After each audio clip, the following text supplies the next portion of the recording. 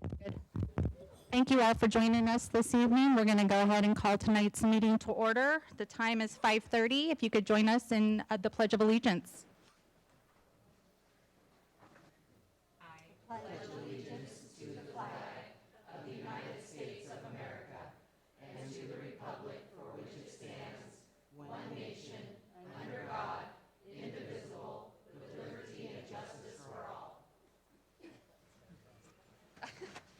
Thank you for that.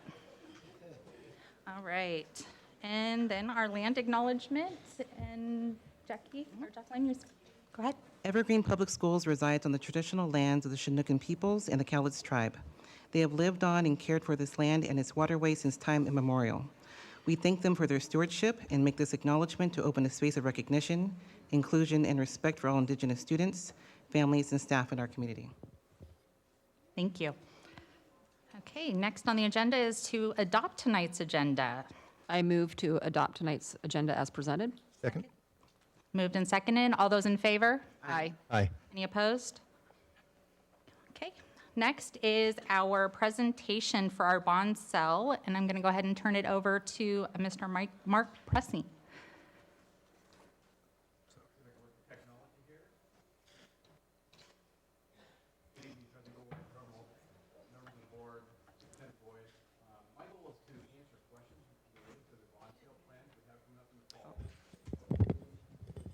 Sorry, hold on.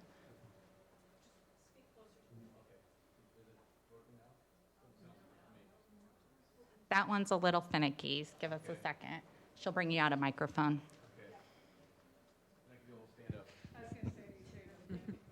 Are we there now? Okay, good. So I work with the SD 112. My name is Mark Pressing. I'm the district's financial advisor. So I help the district in all bond-related items and tax rate planning and that sort of thing. We've been working with the district now for quite some time, including before the authorization in 2018 that the voters approved the sale of $695 million of bonds to finance capital facilities. So this is another sale of that. So I'm here tonight to really answer questions that you may have about this next sale. Have a brief presentation, but if I don't cover what you are interested in, please let me know. At your next meeting will be Faith Pettis. It's your legal counsel, and she'll be leading you through the bond resolution, which is actually your formal action that will authorize the district to undertake the bond sale. So I'll scroll through this again. I'm going to talk a little bit about the bond market and where we are, and the goals that we've had for the bond sale really from back in 2016-17 when we started working on this project, and then the bond tax rates associated with that, and then where we go next.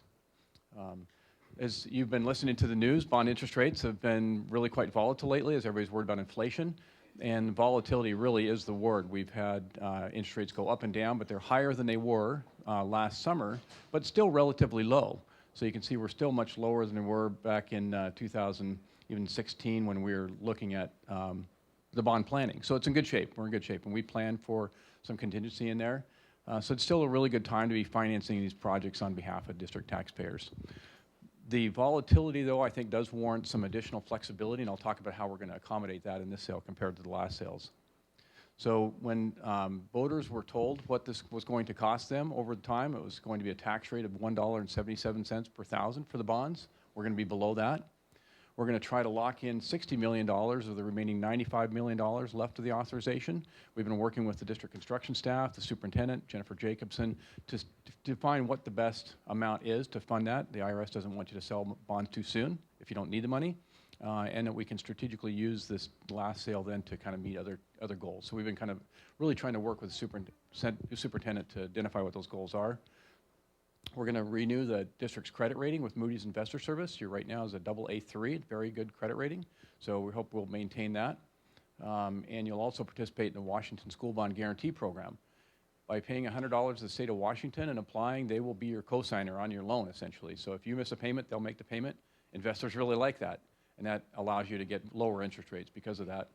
And how we're going to increase the flexibility in this sales. The last sales we've been using what's called a competitive sales, a competitive bidding process.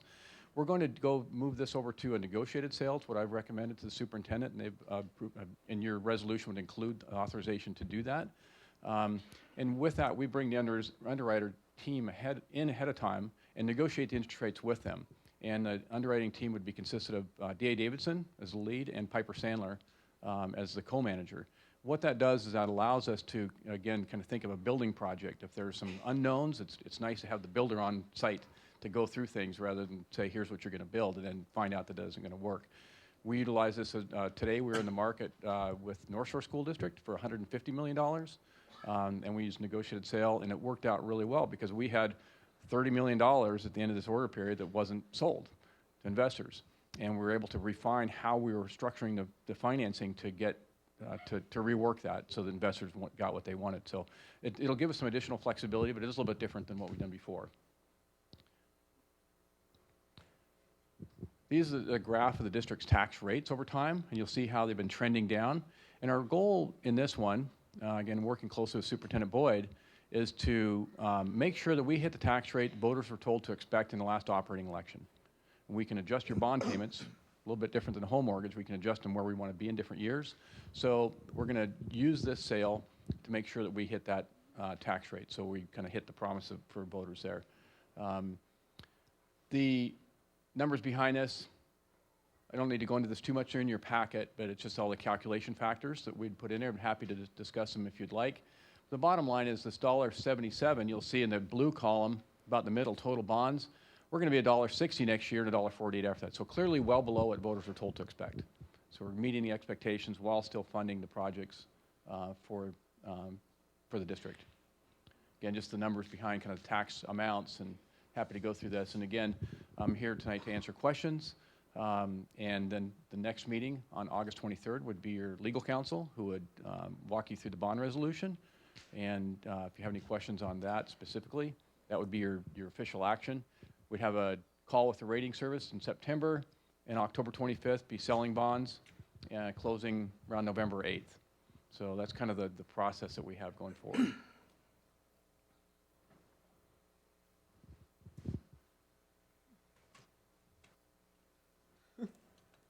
Any questions? I appreciate the lower rate. I know. Oh, yeah. I appreciate it, and I'm sure everybody else, all of our taxpayers appreciate it as well. Yeah, it's going to be.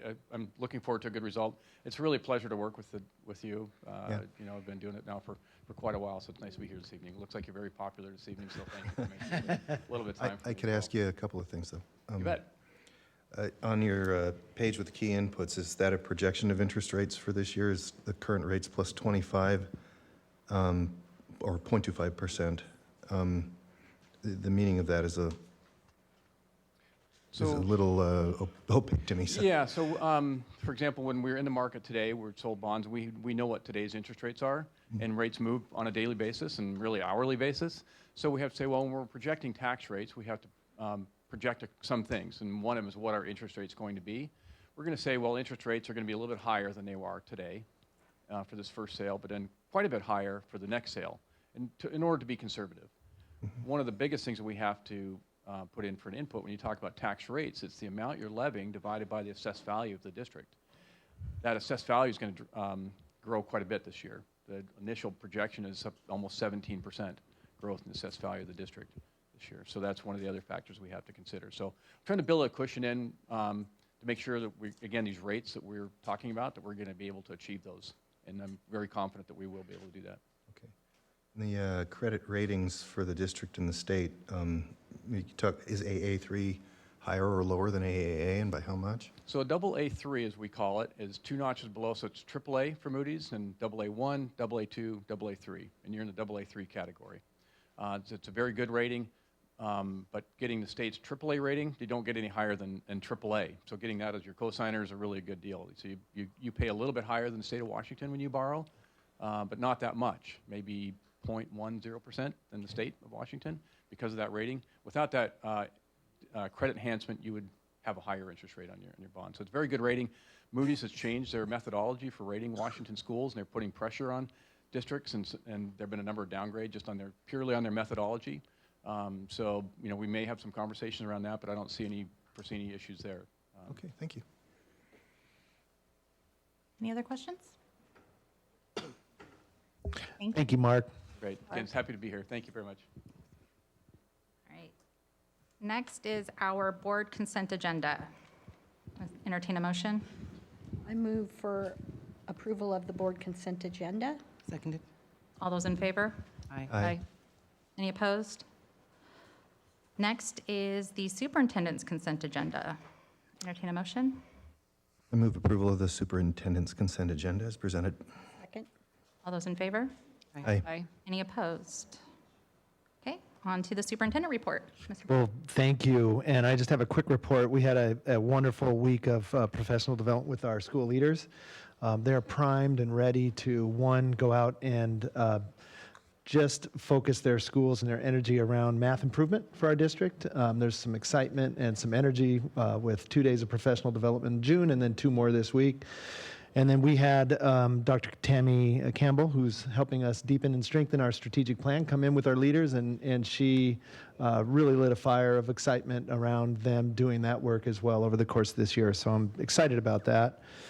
We had a superintendent leadership team, formerly known as the Cabinet Team Retreat, which we focused on just team building and setting the stage for the year of our work, making sure that we are aligned and focused and supporting our schools in the way that they need to in order to get equitable outcomes for our students. So that was a phenomenal day of work together for us. Just also so proud of the work that this board is doing, spending time, volunteering their time to come together and lead in a strong way. So I'm appreciative of that, thankful for that, and our system's really aligning from the board, from the classroom to the boardroom, and it really gives me a lot of pleasure and a lot of hope for our future and the future of our students achieving even greater heights.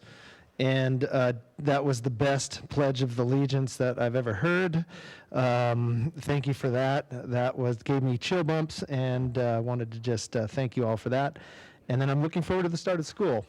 My tradition is to ride the bus in on a school, and I will do that. I'll call Director Gaylord and get a route, and hopefully they'll pick me up at my house and get me to school. And so it's always a fun day for me, so looking forward to that. And also looking forward to the opening of our new schools, Heritage and Y East and Mountain View, excited to watch those students walk into our brand new beautiful buildings, which are made possible by the generosity of our community with the proceeds of the bond. So that's my report. Thank you. As a parent, I, for one, am ready for school to start also. Yes. Next is our budget presentation. I'll go ahead and turn this over to Jennifer Jacobson.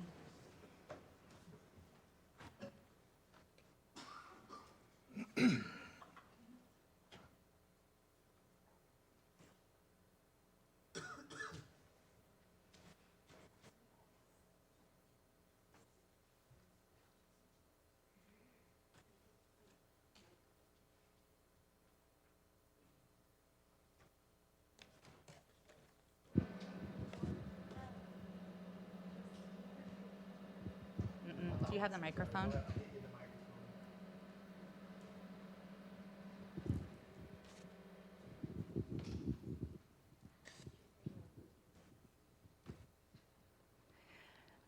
Good evening to the board and Superintendent Boyd. I'm just here to do a brief presentation of the 22-23 budget. I do want to mention that we do have the F-195 posted on our website. So if you go to our website under District Resources, under Budget and Fiscal Services, you can click on, there's 3 different links. One is the full F-195. It's 180 pages, so it's quite a read.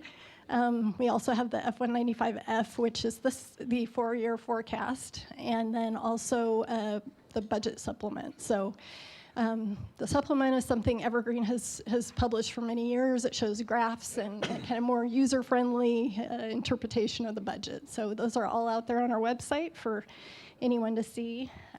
So I'll go ahead and get started with, so should this be up here as well? Thank you. All right, we always start with enrollment here because enrollment is really what drives our revenue. Most of our revenue is driven by student FTE. So this shows you the trend over the last 8 years. You can see we were on a downward trend in 16, 17, 17, 18 by about 400 to 500 students. But then 19, 20 is when the pandemic hit. And between then and 21, 22, we've dropped over 2,000 student FTE. So in today's dollars, we receive almost $10,000 per FTE in state funding. That's about $20 million drop in revenue. We're anticipating another decline of about 250 students next year. So this budget is based on the 22,744. So just a big overview of our general fund budget summary. We have a fund balance of about 28 million, and we expect to spend about 417 million in expenditures next year. I split out the fund balance account so you can see that certain parts of the fund balance are restricted. Our CTE program, our skills center, our food service program, those are all kind of their own cost center. So any revenue brought in and generated by those programs has to stay within that program. So they kind of have their own reserve. And then the rest of it is to meet our 5% minimum fund balance policy. So we knew going into next year that we were going to have to make some pretty big budget reductions. We had lost, like I said, over 2,000 student FTE, but we had kept pretty consistent staffing over the last couple of years. So we knew we needed to make some adjustments for that drop in enrollment. We made $14 million cuts in basic education and about $5.8 million across our categorical funds, mostly special ed, ELL, and then there are certain positions in ESSER and certain grants. So our staffing, there was a net reduction in 110 certificated in admin and 17 across our classified staffing. So revenue sources, you can see comparison from last year's budget to next year's. There aren't really any new big streams of revenue coming in. We do have a little bit of extra taxes coming in, but overall, our funding's pretty consistent year to year. Whoops. Sorry. And then I just have a pie chart to show kind of the percentage. So our apportionment makes up about 56% of our basic ed funding. And you can see the EP&O tax is 10%. That's the levy that was just passed. So that makes a pretty significant portion of revenues coming in. Expenditures by program. So even though we reduced basic ed by 14 million due to inflationary factors, we still have a small increase in basic ed expenses next year, as well as special ed. And I kind of segregated ESSER federal funds so you can see the estimated amount of federal ESSER funds we'll plan to use next year. And I have a slide that goes into more detail on what those funds are used for. So, but we do only have one more year of ESSER funds, so. Excuse me. Expenditures by object. Certificated salary makes up about 45% of our total budget. Classified is 15%, and then the benefits for those two is 23%. So when you combine those three, you come up with almost 84% of our expenditures are spent on salary and benefits. And then I also wanted to point out that we do contract out custodial and nutrition services, and those are primarily also salary and staffing.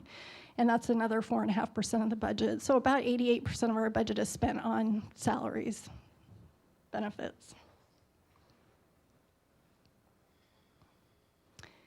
This graph just shows how much the state funds versus how much per student we spend of basic ed money on, per student. So you can see the state, if they have an inflationary factor of 5%, we have all kinds of inflationary factors that increase our expenses by even more, and so that gap kind of raises. And really, those are levy funds for the most part that make up that difference.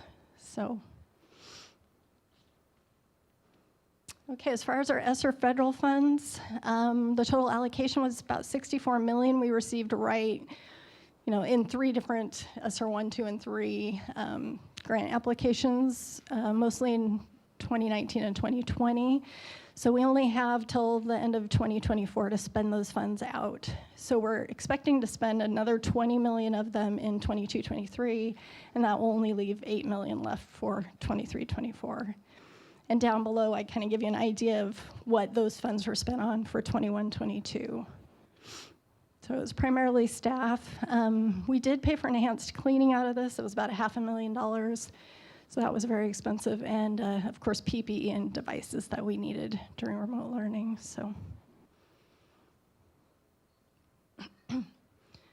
the 4-year forecast, the main thing I want to highlight here are that our ESSER funds are going to be spent out after the following year, and we don't have any foreseeable new revenue streams. Our property taxes will, under local, go up a little bit each year. We will get a little additional state funding for inflationary factor and for a little bit for our nurses and counselors for the prototypical model, but other than that, we are facing some reductions in the next 2 years.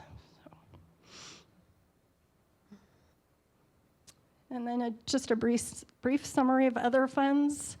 So general fund is just for operations of the district. We also have our capital projects fund. So this is what's funding all of the buildings out there. This is what our bond sales go towards, and this is what Mark Pressing was just talking about. This will all go into capital projects fund.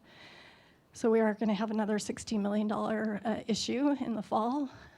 Debt service fund is only to pay the bonds, so that is the sole purpose of that fund. ASB, of course, is Associated Student Body Fund, and then we have our Transportation Vehicle Fund, which is only to be used on purchasing buses. So,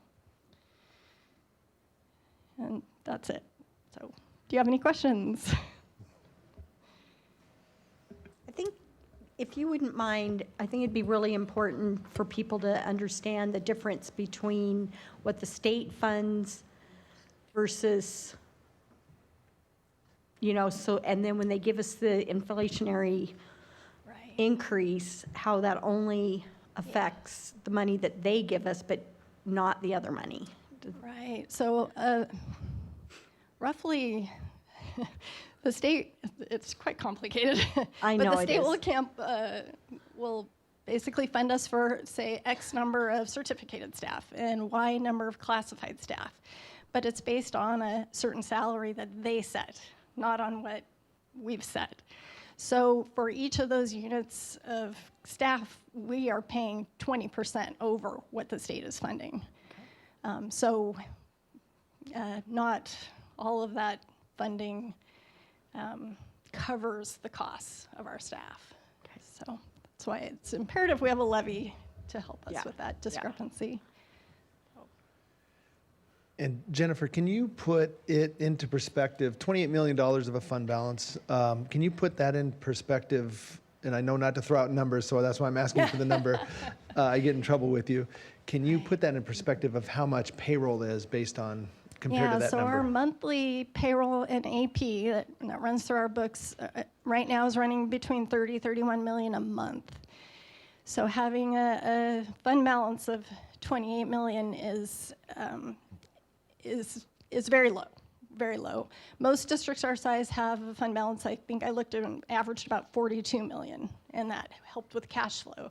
Because we do have certain months where property taxes come in and we'll have a large cash flow, but other months where we have no property taxes. So we are really on the, we can't go lower than that, our overall fund balance.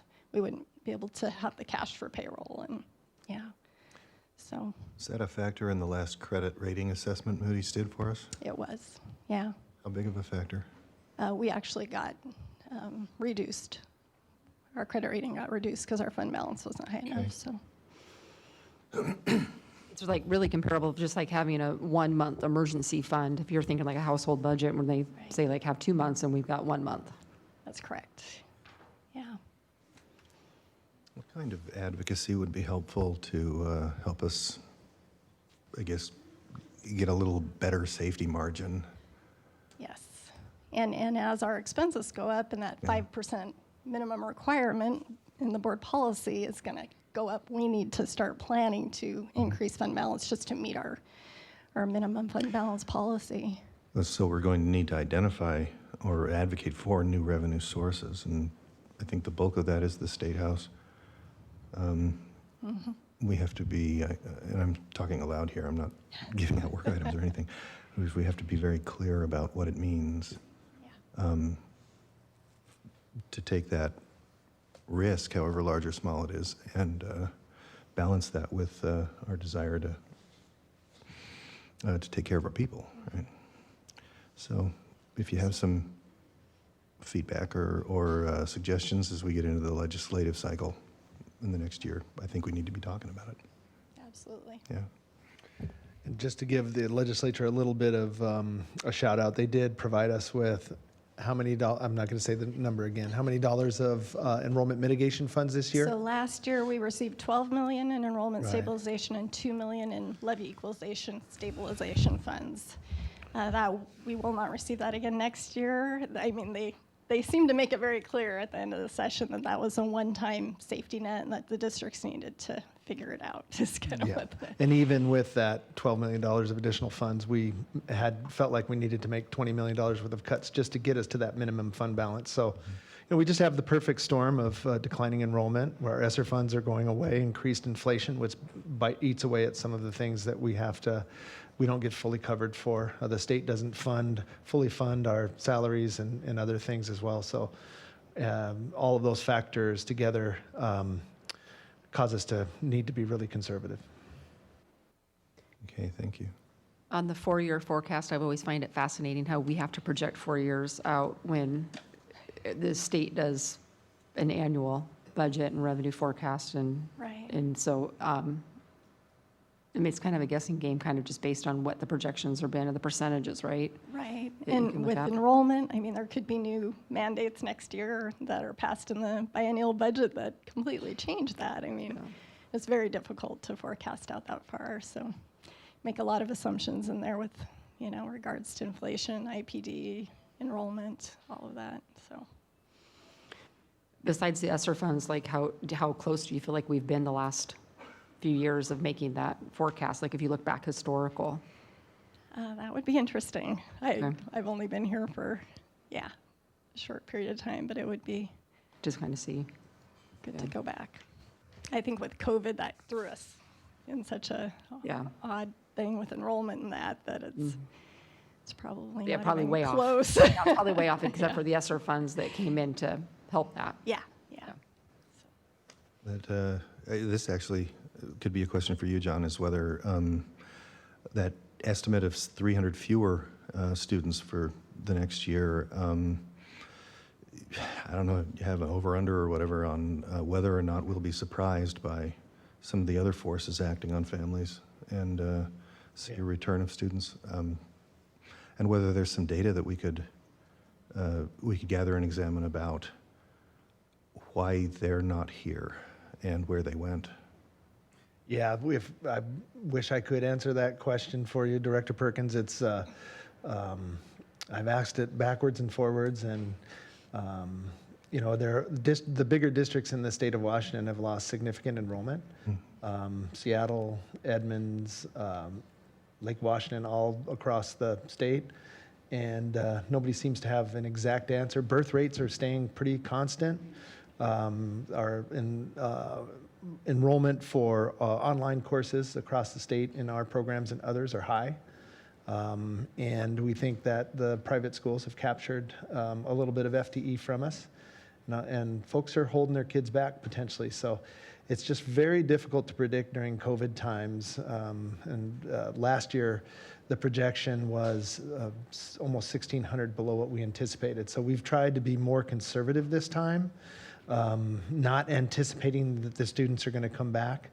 October 1st, we'll have a really good sense. Even the first few days of schools, we'll have a better sense of where we're landing in terms of enrollment. And we're hopeful, and we're trying to be a bit on the conservative side given the over projections last year. Thank you. Any other questions for Jennifer? Thank you. Thank Yeah, you. thank you for your report. I said thanks to Jennifer. You were talking to me.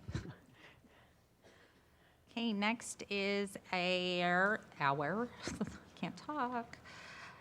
Our Phase 3 Elementary Boundary Committee proposal, and I believe Mr. Scott Monroe is going to be presenting to us, and Mrs. Bobby Height.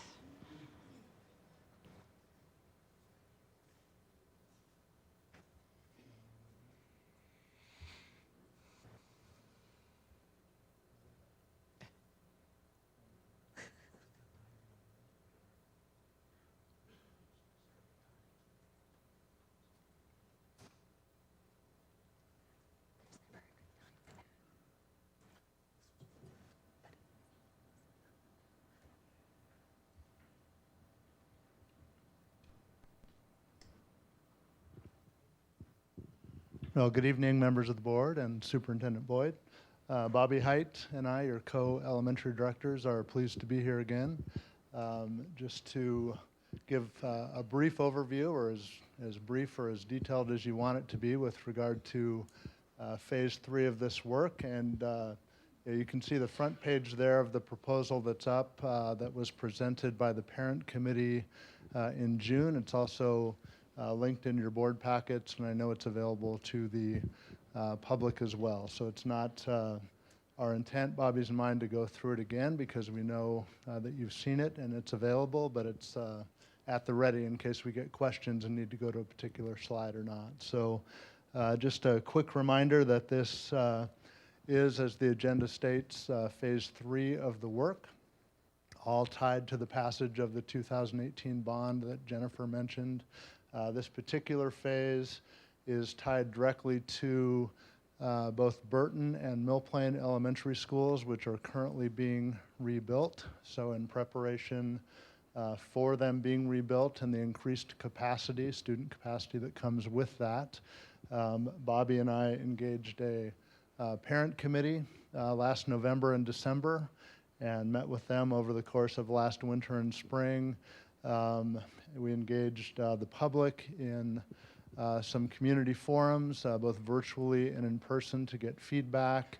And you all may recall that there were 3 or 4 suggestions that came out of that feedback that we considered. One of those changes we did make, which was to slightly revise the newly proposed dividing line, if you will, between Endeavor and Burton Elementary Schools. And the other proposals that had to do with the proposed boundary line between Crestline and Mill Plain Elementary Schools, we considered and examined, but ultimately decided not to recommend because they changed too drastically. They reduced too drastically the number of students approximately that would move from Crestline to Mill Plain. Mill Plain has the increased capacity. Crestline we'd like to reduce a little bit, so we kept it at our original proposal. And so that was all presented to you folks in June. So we're back, Bobby and I, to just bring that up to speed, answer any questions you have, and go through anything that you would like or that the superintendent would like.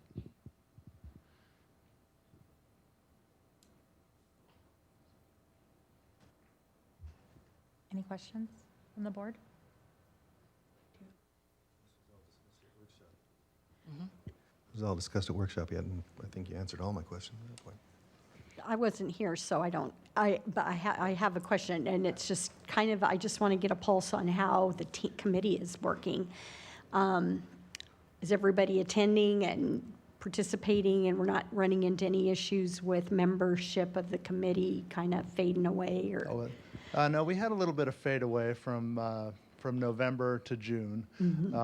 We started strong, and things happen, life happens, and so we did have a little bit of drop off there, which was somewhat similar to the phase 2 committee. Some of you may recall. So Bobby and I like to call it our core 4.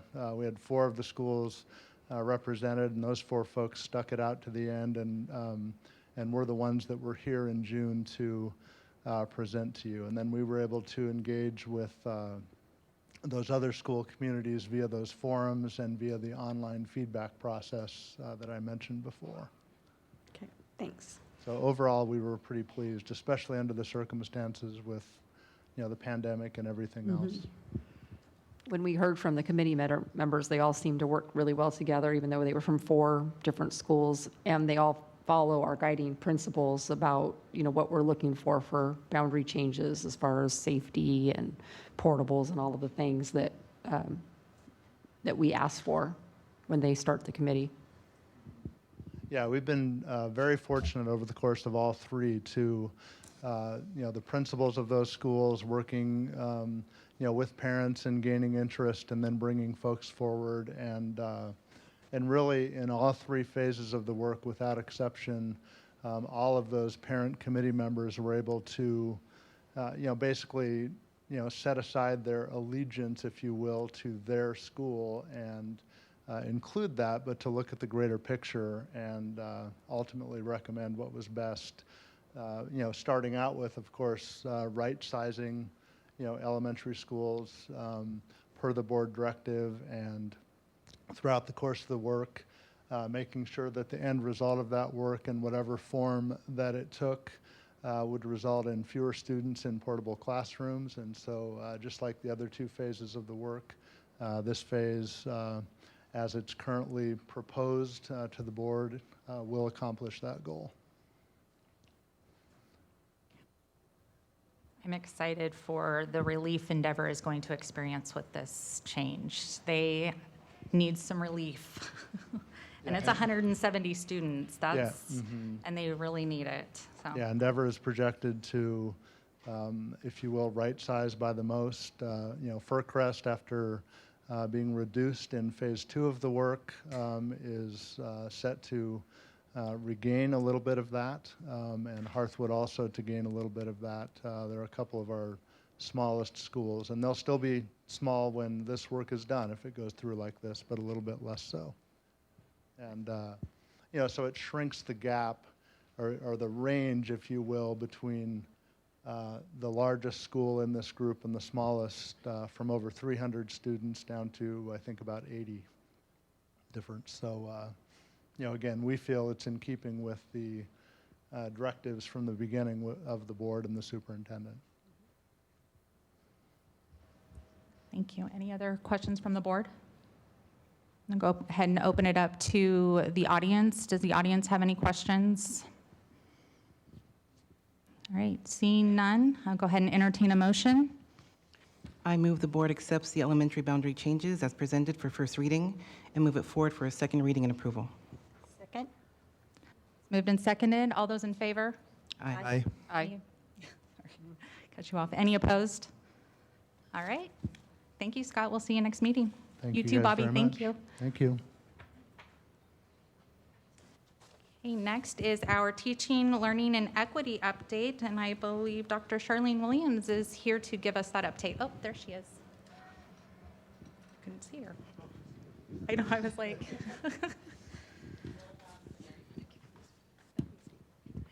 Excellent. Thank you. I want to give a brief update, and John mentioned just an overview of my first 30 days here in the system.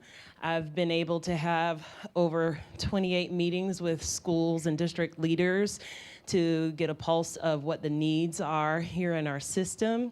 And the teaching, learning, and equity team has been able to align itself and address some of those needs, as John has mentioned in our week of professional learning last week. It was outstanding. And so we were talking about, well, how do we tease this out and present the equity part or the teaching and learning part? The collaboration was so coherent. All team members had a hand in the content, and you could just really see the unity amongst the team, and it showed in the results and the responses and feedback we got from staff about the impact the training had on them. So I'll give you a couple of, and another key item was we got to tour Mountain View. And what was really exciting about that, we had a visit from our former superintendent, Mr. Dieter, who joined us, and my daughter, who's a graduate, Heritage High School and works for LSW, took us with other members of the team to walk through that beautiful campus, which I'm sure is going to be the envy of this in the Southwest Washington. So I'm really excited about the experience schools are going to have, our students are going to have at that school on this campus. Specifically, the professional learning on August 3rd and 4th really centered on our math outcomes and how we are going to align ourselves at a district level and a building level with our school improvement plan to focus on improving our student outcomes. We were charged by our leadership to improve our scores by 13%, and they have taken up that challenge. We are working with some of our teacher leaders who understand and know best practices in mathematics, and we were able to divide and support each of the schools throughout the training. So we worked on and reflected on the essential practices that enhance and elevate create students belonging in the classroom. Students belong in every classroom, especially our math classrooms. We discussed high-quality math instructional practices that produce equitable outcomes and help meet growth and proficiency. Principals examined their data, their SBAC data, the state testing data, and their iReady data, which is the internal mechanism that we use to assess on a progress monitoring basis. So we're going to use the iReady assessment in the fall, winter, and the spring to see if we are on target to meet our goals. With that, we've had our schools identify a problem of practice. So what in our practice can we improve so we get better outcomes for students? And then we're crafting a theory of action. So if ever we are up here using acronyms, POP and TOA and those kinds of things, I just want to make sure that those terms are familiar to you.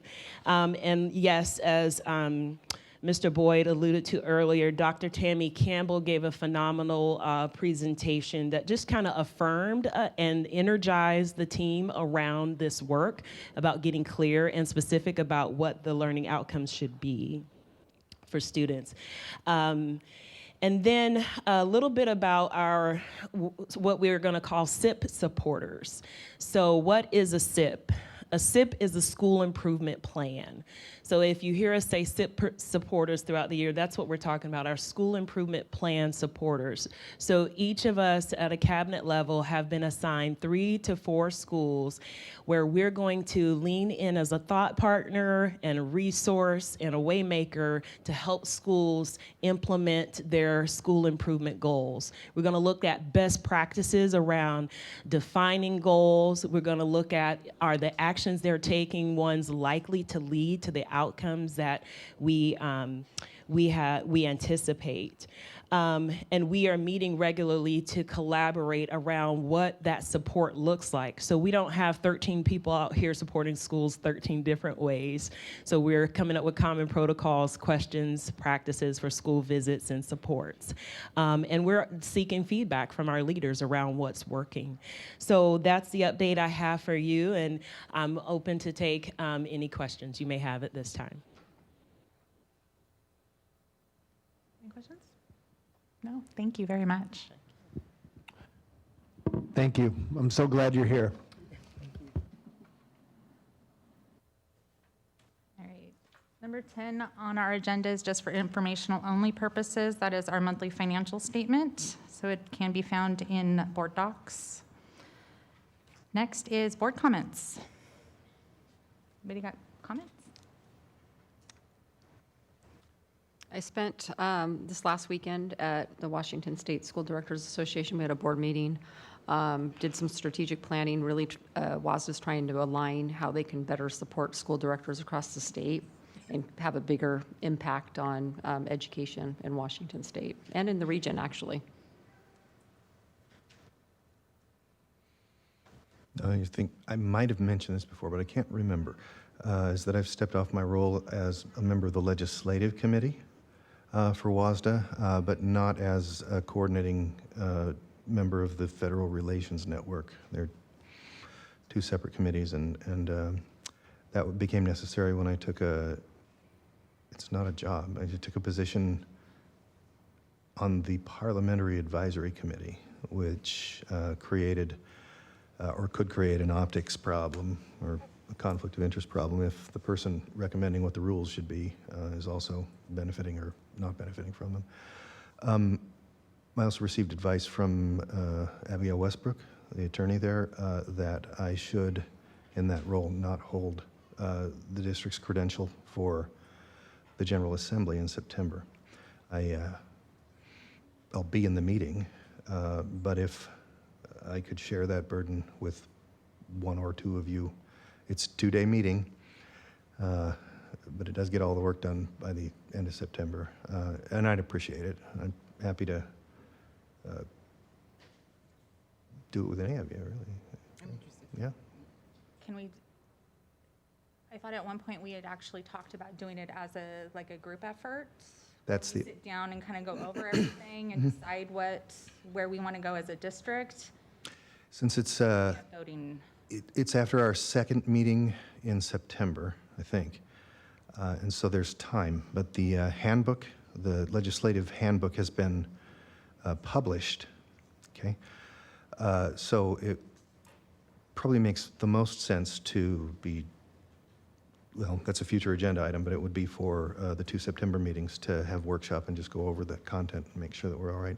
The amendment window, if our district wanted to participate in amending or proposing an amendment to the positions, will close before then, but it's something that we could work on without needing to convene a public meeting, I don't think.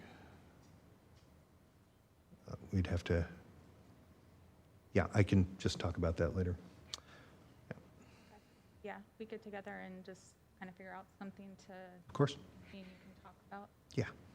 what that looks like or what best to help in that position, and if that's a team effort and we schedule a future agenda or a future meeting. Okay. Any other board comments? Okay. Speaking of future agenda items, any other future agenda items? I'm actually interested in getting more information on enrollment declines and just sort of maybe what information we can pull out about where students are going, just other districts, private school, and, online. What do we have, demographics of who those students are? I can absolutely work on that. I can think of a few ways to kind of triangulate around the data that we have to do that, but it's a good workshop, for sure. I agree.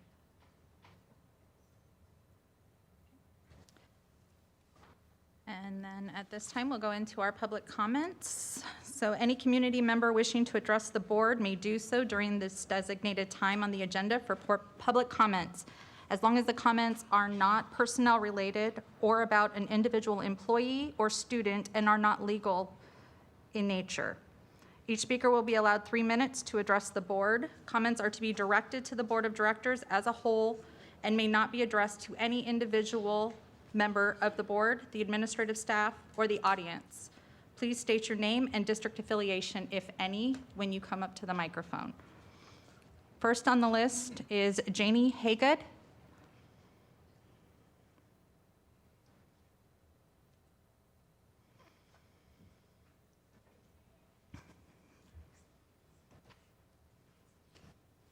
Welcome. Thank you.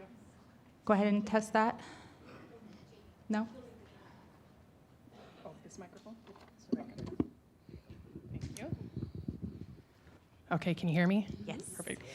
Thank you, school board members. It's an honor to speak with you today. My name is Janie Haygood, and I've been a special education paraeducator for almost 4 years, working in both the life skills classroom and the general education classroom for the Evergreen School District.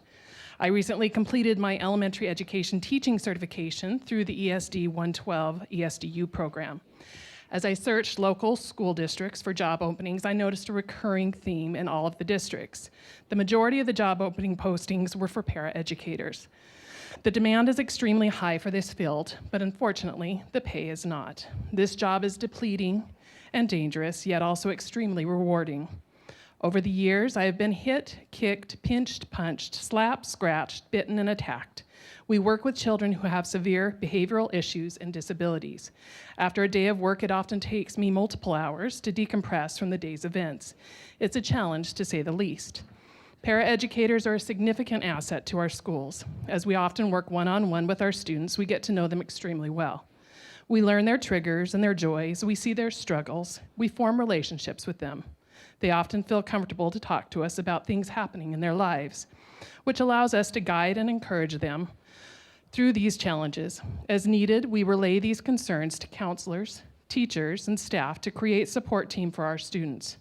Paraeducators are an invaluable asset to our students, teachers, and administration. We are part of a critical team, however, we often get overlooked and ignored. I was fortunate to have a husband who makes a livable wage. Unfortunately, many other paraeducators do not have this luxury. Most of them have to work multiple jobs to make ends meet or live from home with their parents as they struggle living month to month. Paraeducators deserve better. I'm grateful that we have a superintendent who has had experience as a paraeducator. I believe his insight and understanding can help guide the Evergreen School District in the coming years. In closing, I hope you'll recognize the value that our paraeducators bring to our schools and students. As contract negotiations continue, I urge you to please show paraeducators the same value and worth that they show our students every day. Thank you.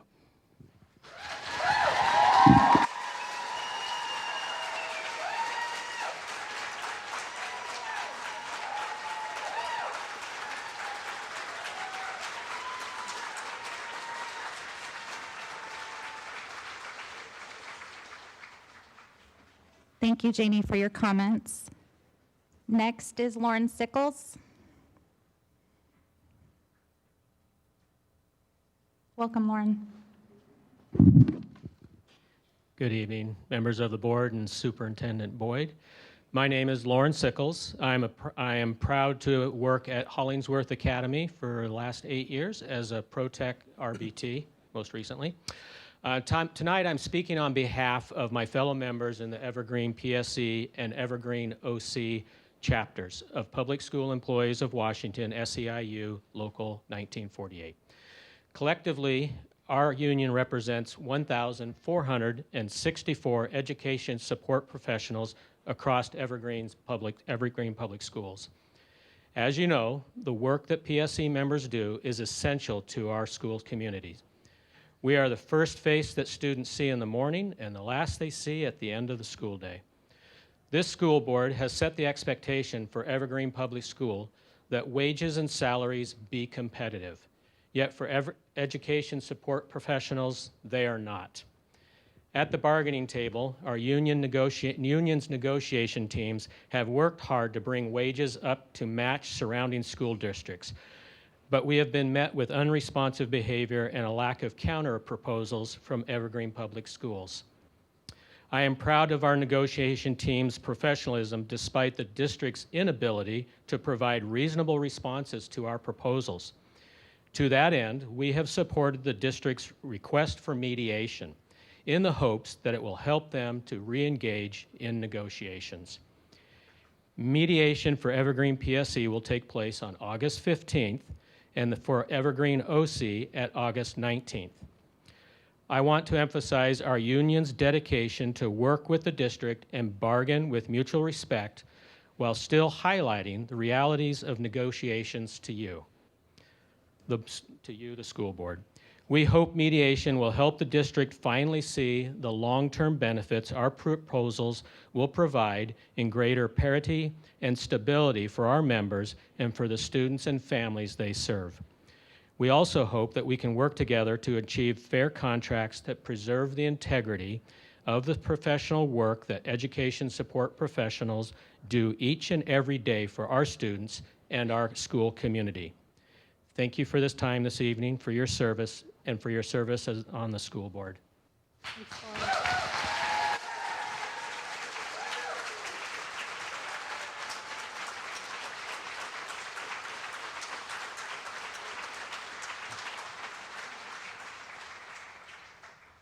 Thank you, Lauren. I'm assuming you're Pamela. Welcome. Respected members of the board and Superintendent Boyd, good evening. My name is Pam, and I'm proud to be at Orchards Elementary as a SPAD para. Tonight I'm speaking on behalf of my fellow members in Evergreen. As a community member, a parent, and an employee, I'm deeply invested in Evergreen School District. I'm concerned in the future of the district and the quality of education we will be able to provide to our children. I struggle to afford necessities on my salary. I like Evergreen Public Schools, but I know I can't afford the salary. I know I can earn more in neighborhood schools districts. What action, if any, will the school district take to make jobs more attractive within Evergreen School District? Evergreen has set a standard of excellence over the years. Your reputation brought me across the bridge from Beaverton after our 16 years. I would like to know, how will you help us continue to set the standards for Evergreen School District. Thank you for your time this evening and for your service on the school board. Thank you.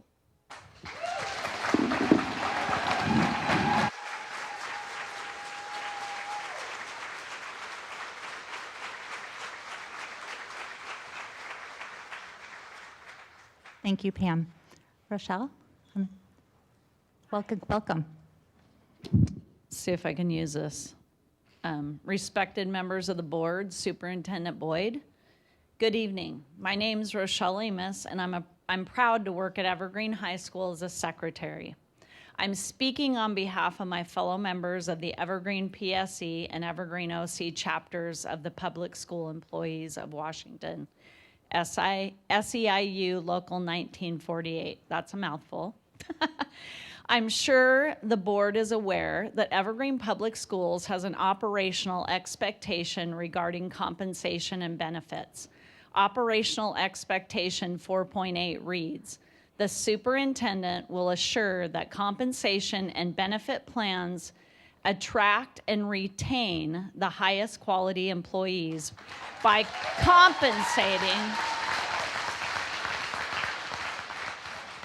compensating employees within available resources in a manner consistent with the applicable marketplace.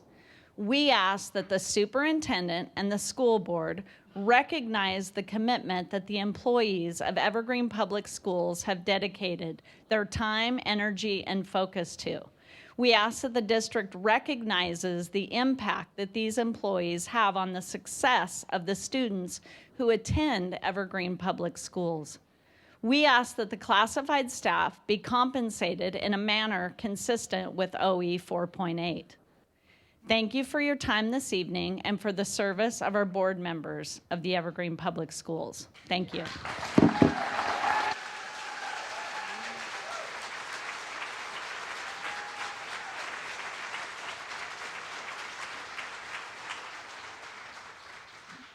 Thank you, Rochelle. Corey? Pike? That would be me. Welcome. Thank you.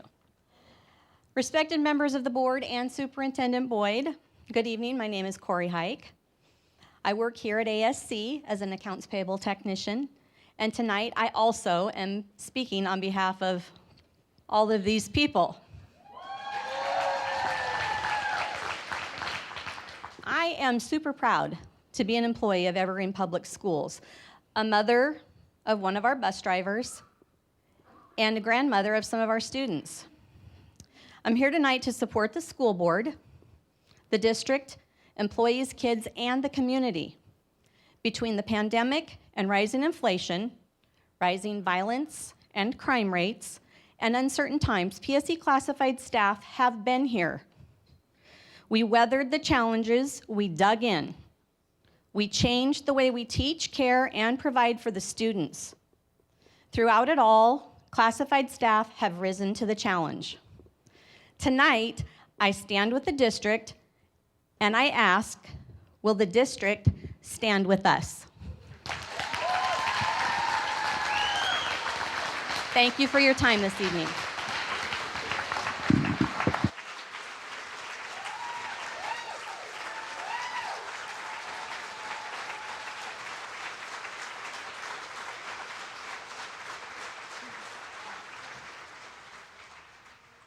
Thank you for your comments. Next on the list is Phil Cronabush. Sorry, Phil, I hope I said that right. No problem. Welcome. Mr. Phil Cronabush, grandparent and stakeholder. Handheld one, please. There we go. Better? The actual microphone. There you go. It comes down to this, the reason that you're losing students. So many of the parents are concerned about comprehensive sex education. So many of the parents are not okay with diversity and inclusion policies that you're setting and following. You're not looking at that. And what basically happens to the people with the blue shirts behind me is that when you don't retain those parents, they leave, they want to homeschool, and that means the people in the blue shirts behind me, jobs are on the line. They love the people behind me, but the fact of the matter is you can't put your head in the sand and deny that these policies are putting a rift between parents and public education. The parents are telling us the same thing, that basically what you've already heard, that they do not feel that the public schools are safe. And it's because of these policies and a lot of other things that are doing that. Currently, right now, we even have churches, pastors starting homeschool programs, asking parents and suggesting that they take their children out of public education. And that is going to continue to go on. And if you cannot see the declining numbers, it's just irresponsible. And I want to say I completely support the people back here behind me. Thank you for your jobs. Thank you for your support. Thank you for what you do. It's not you. The parents understand it. I know that many of you don't want to teach these principles and don't like it too. And we're going to continue to follow this situation and just keep you informed about the parents, that they're not happy with this. There's huge groups like Parents' Rights in Education that is just massive. We've been to conferences. We're seeing it grow. And that's basically the rift between the parents and why you're losing students. Thank you very much, everyone.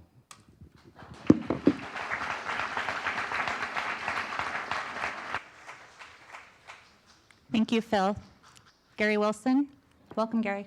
Yeah, thank you, School Board. Sorry. A teacher warned me there was going to be a lot of teachers here tonight about the ongoing union contracts, and what I'm about to say should raise some eyebrows. I attended an insightful and very useful all-day Safe Schools Summit Saturday at the Portland Airport Sheraton Inn, hosted by Parents' Rights in Education.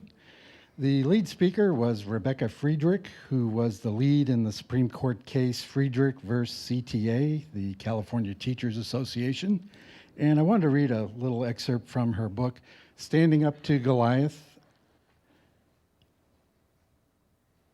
Yeah, I might have to, thought I could read it without my glasses, but battling state and national teachers' unions for the heart and soul of our kids and country.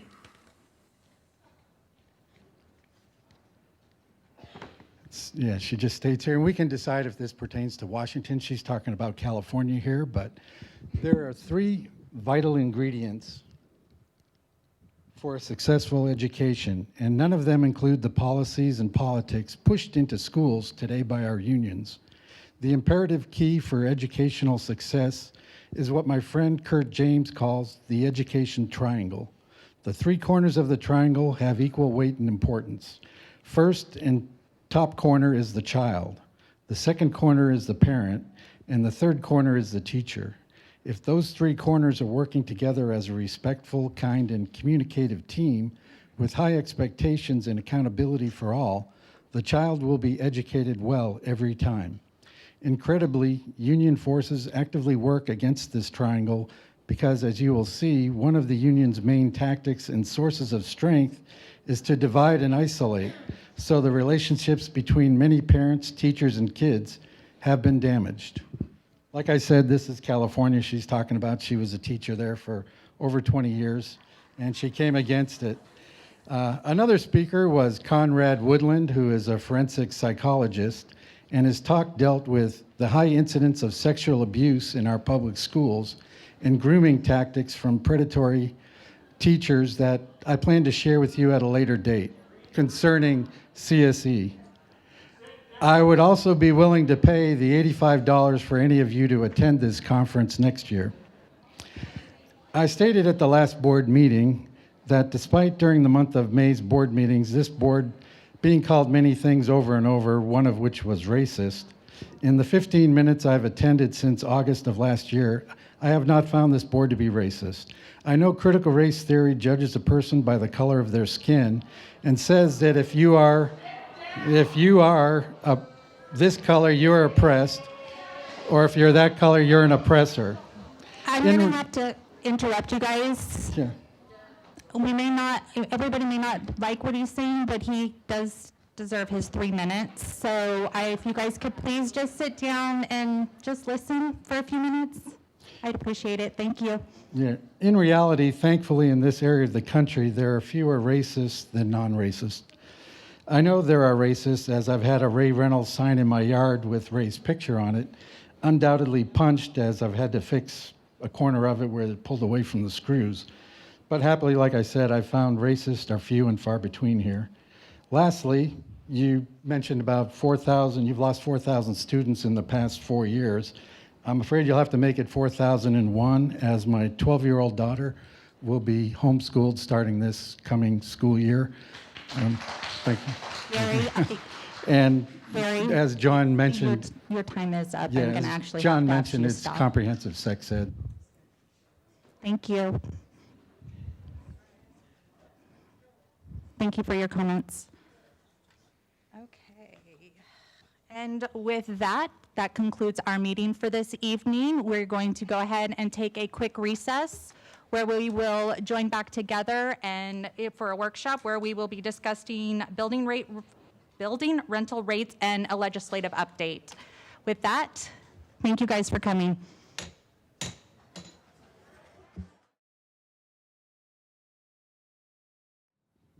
Good evening to everybody. Hope you're doing well. Thank you for the opportunity to talk about our building rental rates. I'm not sure if you had a chance to have a sneak preview, but I'll go through it here and answer any questions that you may have. So really our guiding questions are around how do we provide or create a fee structure that promotes the use of the nice facilities that we do have for the benefit of our student, staff, and our community. At the same time, it's how do we demonstrate fiscal responsibility and sustainability to maintain these same pieces of our district, again, for the staff and students and community. A little bit of a background, we have not had a change in 10 plus years in the pricing. As you know, we got some nice new synthetic turf fields, thanks to our voters and the bond. And so that's driving part of this too, is to figure out what those prices should be to again, provide opportunities for our community.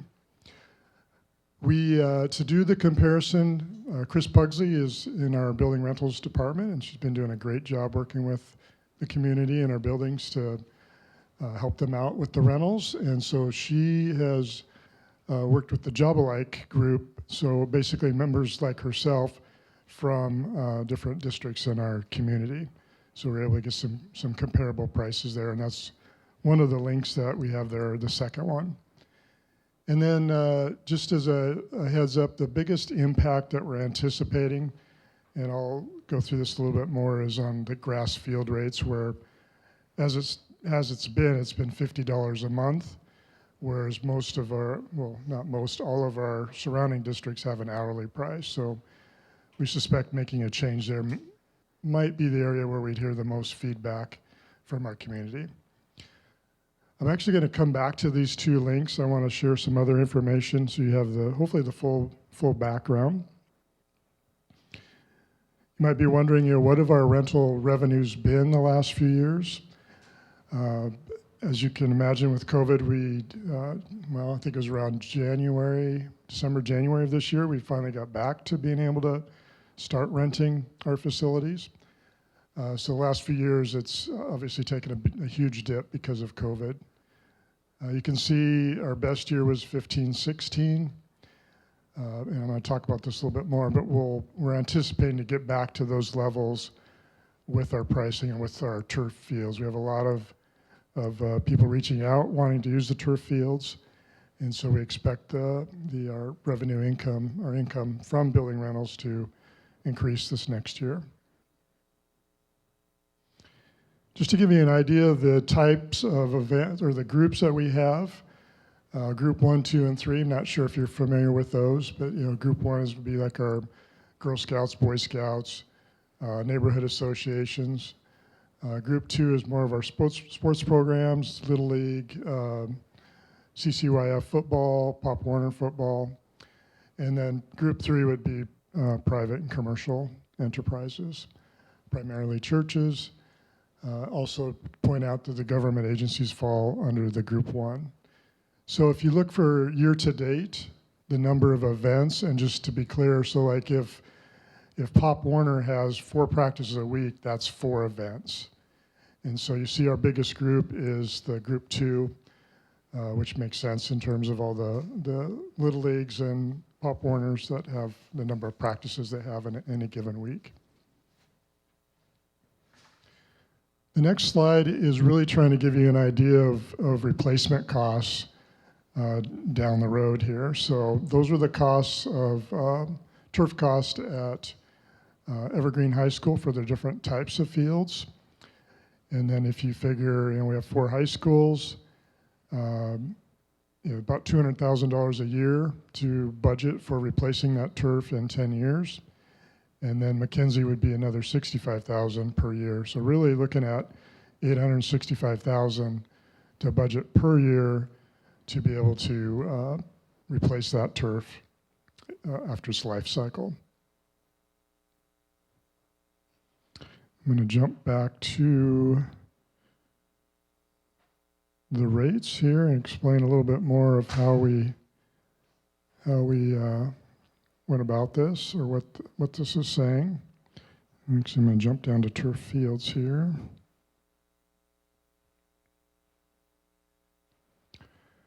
So what we did is we looked at the comparison, that second link in the presentation, and looked at what the highest amount was in the area, what the lowest was, and then the group 1 EPS rate is, of course, is our rate, and then what we recommend.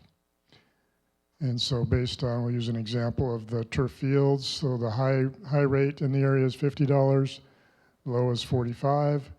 We're proposing $50, and that's an hourly rate. Again, what I want to point out is the grass fields have been $50 a month. And while we would like to change that now, we understand that places like CCYF and Pop Warner have already established their budgets for the fall and are actually on our fields right now. And so we felt that it's only fair to them to look at proposing that change actually at the beginning of this next calendar year, and give them an opportunity to plan for that. Let's see, what else? I guess I'll just throw it out to questions that you may have. I just want to make sure you understood how we went about getting the data and doing the comparison.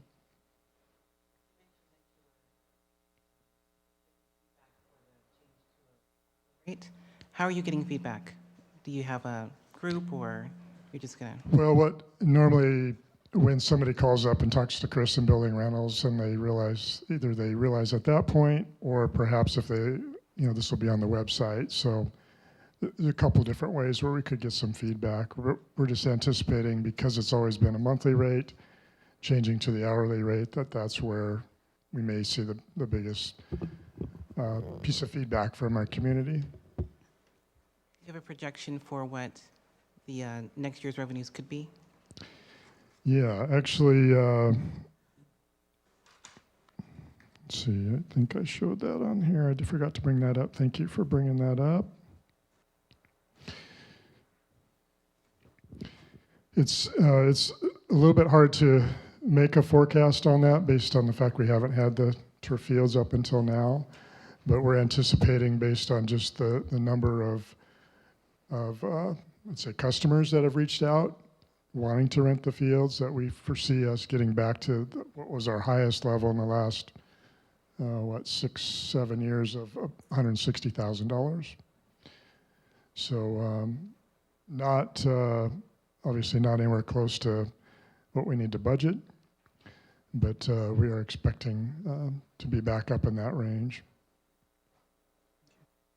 What about the use of lights? Have we factored that into our rental rate? Yes, and let me go back here. We'll go back to the document I was on. We've had a rental rate for lights for quite some time, and I'm not proposing that we change that. It's actually $75 per use.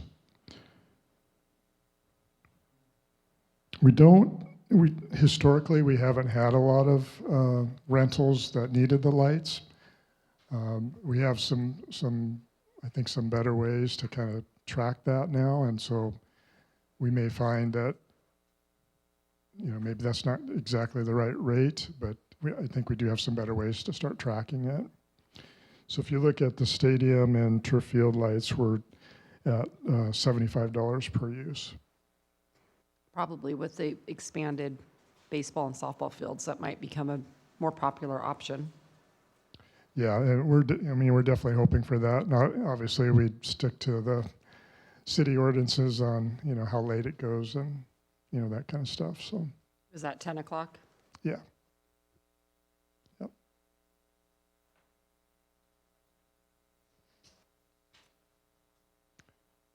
Other questions I can answer for you?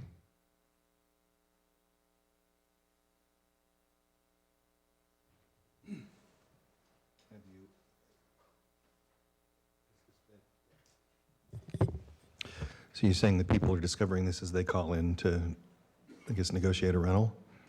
Or have these numbers been published before today? No, we want your approval of them before we put them out there. So, no, they haven't been put out there. The only thing that customers have been told with turf is that we're in the process of developing our rates. I wanted to, okay, so for grass fields, in Group 3, for example, is a change from $50 per month to $160 per hour next year seems like a very large price increase for the use of those fields. It is. We really don't have a lot of Group 3, but you're right. It is a large increase. The low for the area is $50 per hour. So we were a lot lower than other districts for a long time. Yeah, in all the groups. Okay. Yeah. Yeah. Well, not quite sure how we came up with that rate originally, but it's definitely far lower than our surrounding districts. Okay, thank you. Mm-hmm.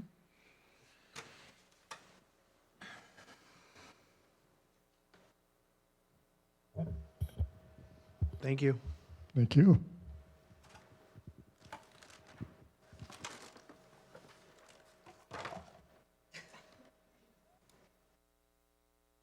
Yes. Talk to my wife and Lori. Thank you, Scott. Sorry, I went from no microphone to really loud microphone. All right. Last on the agenda is a legislative update. Do we have any additional information? Aside from the positions handbook, and I said that I'd bring forward the snippet of RCW that I thought we could consider advocating for a change, and I was going to put that on the screen as soon as I get it plugged in.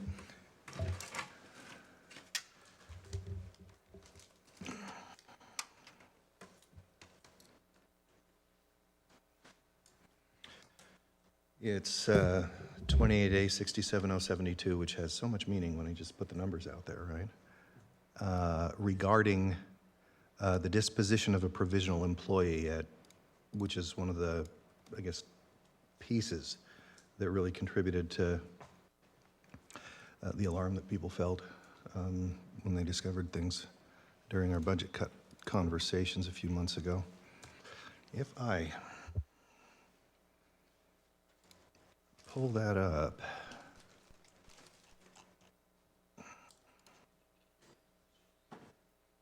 it would be to come to the wrong,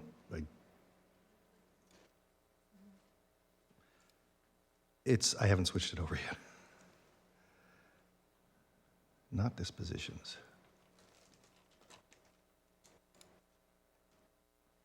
This is, okay. Laws. I thought I had this on my screen, but then it didn't appear.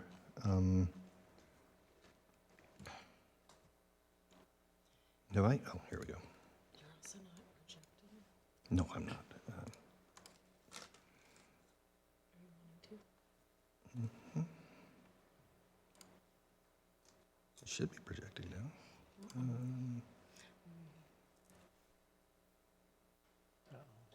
The looks like aliens are landing. Go down here. Mhm. Creepy. Display?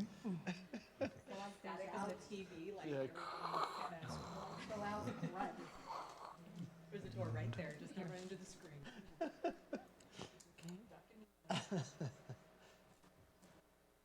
No, that's not, that's not a me problem. All about how we all feel about it.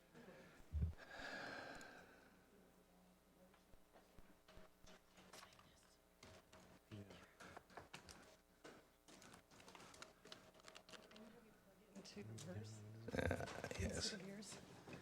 Time for a trouble ticket, huh? Thanks, Diana.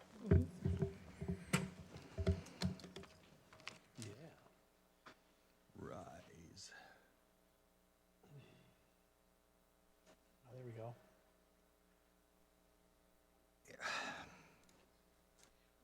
I don't know what's going on today. Okay. Laws?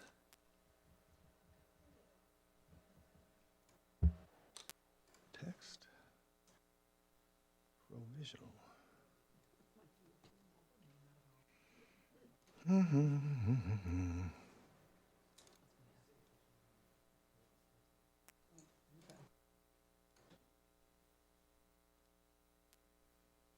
No, I can't.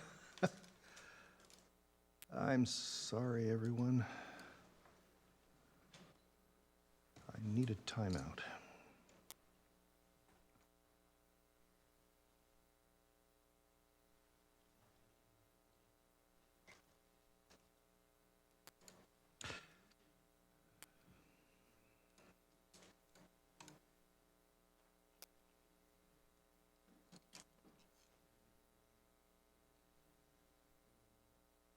Professional certifications, qualifications.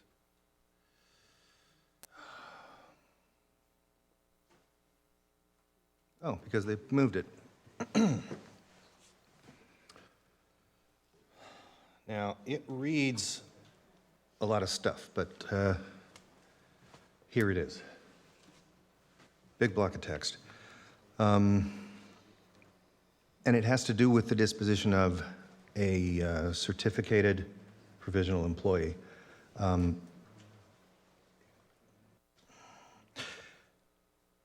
It says, every person employed by a school district shall be subject to non-renewal as provided in this section during the first 3 years of employment unless the employee has completed 2 years in the state of Washington, or the employee has received an evaluation rating, or the school district superintendent may make in the event the superintendent.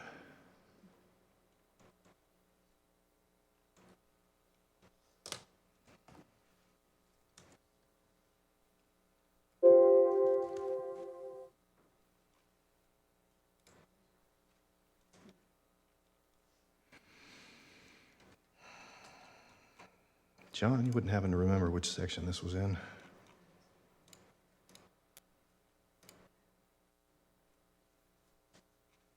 And now I'm not finding it. Can you give us a summary? The summary is, Could you email us a link? I can email you a link too. I might need a reminder if you don't hear from me, but the summary is that anyone employed in their first year of any school, at any school district in Washington, is provisional with no recourse to any of the other mechanisms for retention or being on the contract lists or anything. It's just completely out of our hands because of that state law, which is seems to me as part of the inflexibility that we perceived during April and May about all of this.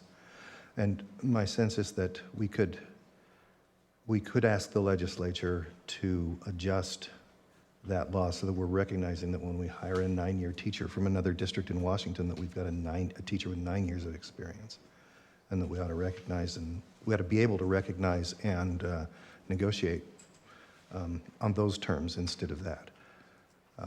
I have no idea what the cost is. It just seems like there was a sense of a lot of unfairness among more than just one person about that circumstance, and that it constitutes a piece of the structural inequities that exist in law. So the question becomes, would you like to make some noise about that?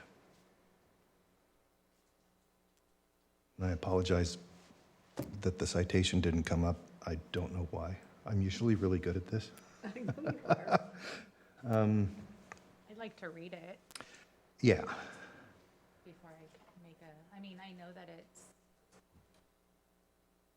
something that should be looked at, so if we could read the actual word, like the language of it, just so, I mean, for me, so I can understand it a little bit better, so I can give input on it. Indeed. Indeed. And if I can find it before we adjourn, but I don't know if I'll get that far.